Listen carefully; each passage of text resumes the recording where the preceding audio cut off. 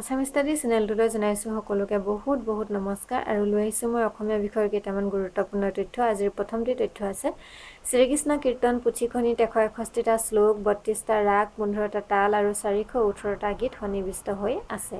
2 number তথ্য, অজিত বৰুৱাই doctor Nirmal Prabha বৰদলৈৰ অসমীয়া কবিতাসমূহ ইংৰাজীলৈ অনুবাদ কৰিছিল। ইংৰাজীৰ অনুবাদ সংকলনটিৰ নাম দিছিল পয়েমছ অফ নিৰ্মল প্ৰভা বৰদলৈ।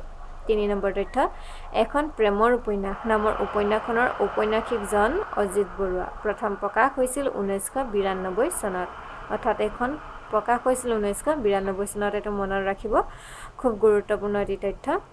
4 নম্বৰত মই কেইখনমান আত্মজীৱনীৰ নাম দিছোঁ আৰু চনৰ আধাৰত মই সুন্দৰকৈ সজাই দিছোঁ।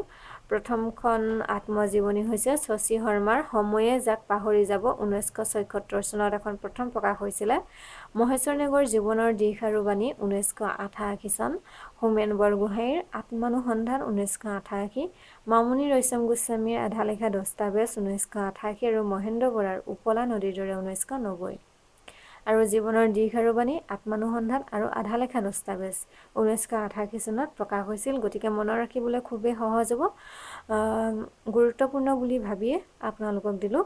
আপোনালোকে ভাল পাব বুলি আশা থাকিল।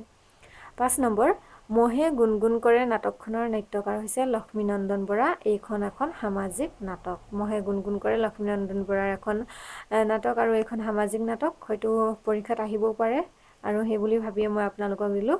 গতিকে এই 5টা তথ্য দিলোঁ। কেনে পালে জনাব। যদিহে ভাল পালে তেতিয়াহ'লে লাইক, শ্বেয়াৰ, কমেণ্ট কৰিব। আৰু যিসকলে মোৰ চেনেলটিলৈ নতুনকৈ আহিছে তেওঁলোকক অনুৰোধ কৰিছোঁ যাতে মোৰ চেনেলটো তেওঁলোকে ছাবস্ক্ৰাইব কৰি দিয়ে। ধন্যবাদ।